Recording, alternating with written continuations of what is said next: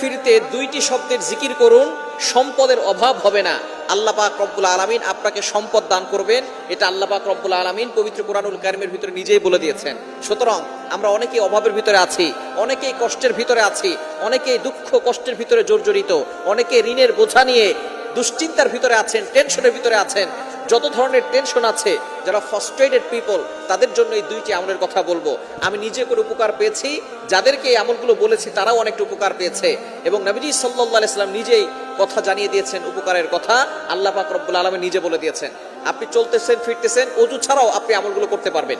একেবারে সহজ দুইটি আমল। নাম্বার 1, এক নাম্বার আমল হচ্ছে ইস্তেগফার। আস্তাগফিরুল্লাহ, আস্তাগফিরুল্লাহ, আস্তাগফিরুল্লাহ। এই শব্দ কি অনেক কঠিন।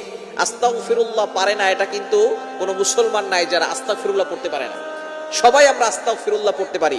এর উপকার কি কি আল্লাহ পাক রব্বুল আলামিন নিজে বলছেন। কোরআন খুলেন 29 নম্বর